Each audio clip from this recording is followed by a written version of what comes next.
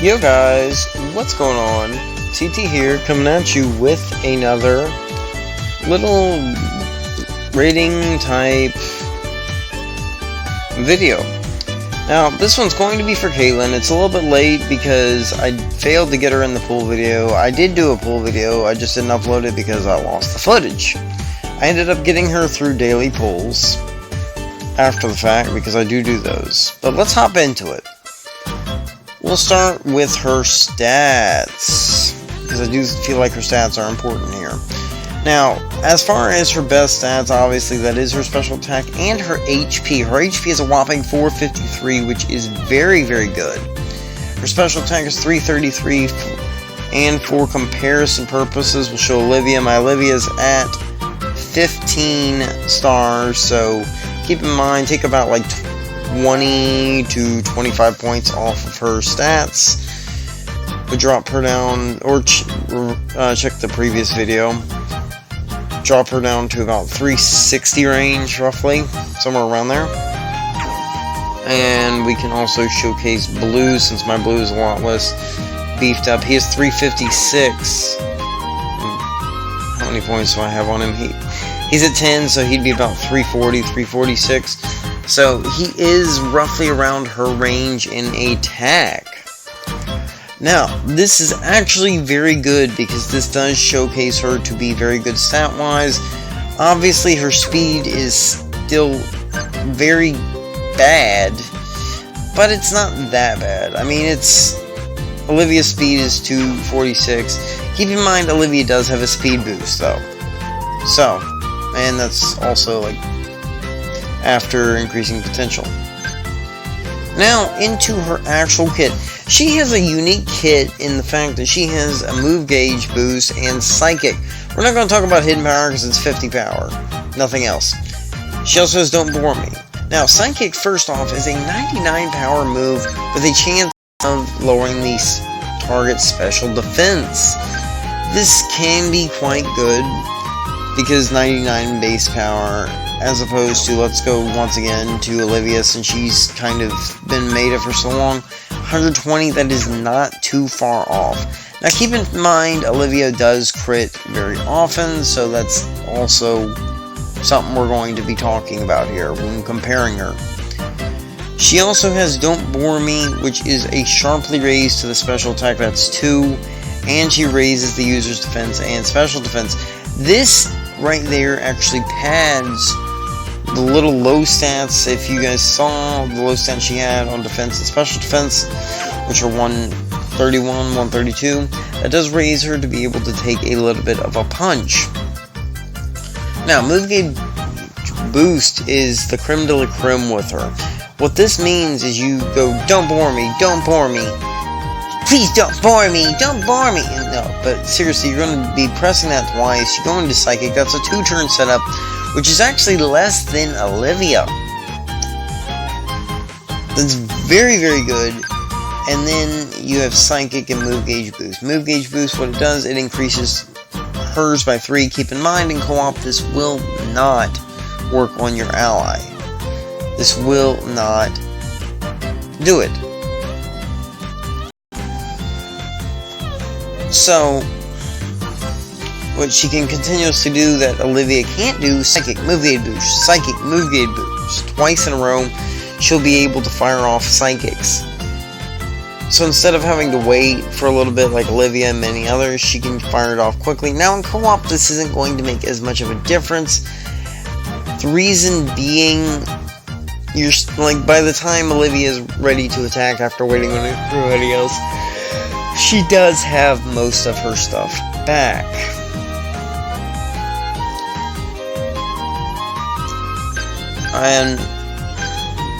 But anyway, her kit is very good, so let's check her passive skills next. She has Antitoxin, Flameproof, and Escape Artist. These are all little things that prevents things from happening to her. Now, the problem with these is that none of them are particularly as useful as something that would prevent you from losing your stats. So she doesn't have the same oomph that Will has. However, given her current kit here, she's less reliant on what the enemy's doing than Will would be. And for anyone who does not know, Will was up until now considered the best psychic type. But due to her kit, I would say that she is rocking right alongside him. Maybe a little bit less because Will has more utility for a lot more battles that would be harder otherwise. But overall, her kit looks pretty good. Let's actually take a look at her in battle though, because that's where everything really shines here. And I am actually going to be doing... We'll do Roxy for this. We'll do Roxy. I actually did record this video before. I didn't like how it turned out, so we're going to try again. Now, I probably will switch to Grant after this because she does have a boost against Roxy, and I don't feel like that's going to perfectly show. But this will give a chance to, like, showcase how she is automatic. I already explained how you would do her setup. And the setup I'm actually running with her is the one I did in the original recording of this video, because Rosa will actually be one of the best supports for her, probably the best. And the trainer is... the main character is just the main character. It's not going to prevent me from showcasing what she's strong about, what she's got going on for her, you know? Because if I did anyone else, they would probably outshine her. And that's not what I want for this video. We're not done yet. Now, as you can see, she's fired off 3 psychics, and she hasn't even used move gauge boost. So, obviously the NPC doesn't really use move gauge boost, so that's something to note in autos, but we already knew that with Rosa. Because they have been slowly trying to repair Rosa's AI, but she still has the same problem she did. But even still, nonetheless, she did clear this battle, which is what we were looking for. I aspire to claim victory with elegance and grace. So that's a clear. Now let's try her on something else. Give it everything you've got. Okay, I don't know why you... Oh. Well, that's embarrassing.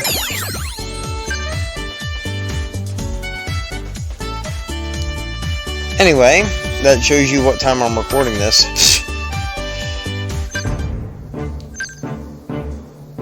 Alright, back to what we were showing here. Let's do Grant next, because I do think Grant will be a little bit better to showcase with, just because only the side characters are weak against her. Shall we begin? Now, while I'm going through this, I will say, I will go ahead and answer the question that I have been talking about in the past. Would I personally wail for her? Me personally, no, just because I think we're going to see better ones release. But in terms of brute force, I would place her pretty highly on the list. Go for it! Does she outrank Olivia, though? I wouldn't really say she does. Go for it! And that the main reason I would say that is just because of Olivia's consistent crit. Because she's constantly getting crits off. She does have the speed boost, so her moves are going off a little bit quicker than everybody else, so she can get more moves off, and she's consistently getting stronger throughout the battle. Whereas our friend Caitlyn here does have a limit. Go for it! However, with her little move gauge boost, that does bring more to the table than other characters have. That lets her use moves for longer and a little bit easier. I can't say that I like her lack of defense, because after the enemy does use the sync pair boost, she has no way to get it back. So it's kind of non-existent in a lot of ways. She did clear this battle though, which is another big thing. But the point is, I don't see her keeping that boost. Whereas Olivia can keep getting her speed boost back. So for that, I would have to dock points, and also the fact that NPCs aren't going to be using her move gauge boost properly, I might have to dock a little bit for that. But even still, I would definitely say currently she's probably very low S, and maybe an A+. Because Olivia currently, I would say, I would place her about an S- to an S. Caitlyn, I would probably do an S- to an A+. And that also kind of gimmicks off of the fact that she doesn't have 2 support moves. She does have her move gauge boost, but I don't know, like there's hidden power is kind of an it's kind of there, because like the difference with Olivia's move, going to that, her rock throw actually costs 1, whereas hidden power actually costs 2. That's not a huge difference, but I mean, in usability, rock throw could eliminate a Pokemon. See how much the difference is in power. 27. Overall, though, I would say she's almost as good as Olivia, because she's only a few points off of stats. Just the main thing that does over the edge is Olivia is still higher stat-wise. Both speed and attack are higher, plus she has consistent crits. Plus, and this is the big thing, she has a passive skill that's a lot more usable than Caitlyn does. But once again, however, Caitlyn does take less time to ramp up. She can launch a lot of damage off quicker because she doesn't have that ramp up, and she has more usability than Will. In terms of she's less difficult to use. Will, I would definitely say, because of his kit, for anyone who doesn't know, he's a 4-star that can literally steal buffs from the enemy. He's usable in a lot more distinct and difficult to beat areas. I do, however, see she's useful, so I would say if you want to wail on her, go for her. I wouldn't say that she's a game-breaking character to wail on, so personally, I wouldn't wail on her. Because I definitely think there are going to be characters that come out. We do have Red coming soon. But that's my current feelings on her, guys. I would say she's really, really, really good. I just wouldn't go out of my way to hammer for her. Like, she's definitely one of the best characters in the game right now, though. She's definitely fallen up there. Like, everything that we didn't get from Hilda and Elisa, I say she makes up for it. She's a lot better than I expected her to be. I wouldn't say she's the best in the game, though. I would still probably go along with Blue, because after Blue does ramp up, his damage is permanent, or, well, Olivia, of course. She does bring to the table different, skill sets than them, so I would definitely put her top 3 attackers currently. Which is very, very good still. So, if you don't like Blue or Olivia, or you don't have access to them, I would definitely go for Caitlyn. Now, in comparison to Karen, there's no comparison to Karen. She whoops Karen in every way. If I was to compare her to Chris, another really good one, Chris still has more endurance, but overall I would say she's probably a little bit better than Chris. But she doesn't, I can't completely grade it that way because Chris brings a different kind of flavor to the table because of her endurance. Anyway, guys, that's my thoughts on her. I would definitely recommend you get her if it's convenient for you. I wouldn't say wail for her, though. Unless you really like the character to begin with, and she's just, your waifu material. Take care, guys. Those are my thoughts. Enjoy her. I'm definitely glad she's in the game. I'm looking forward to the characters they add, and I do have a video coming out probably today or tomorrow on the 2 that they released for story mode the other day. Sorry that this video is a little bit late, but like I said, I didn't get her right away, and she was a more unique character, and I wanted some time to actually play her to give a proper grade for her. I do believe she deserves a lot more love than people have necessarily given her. Take care, guys. Enjoy her. She deserves it.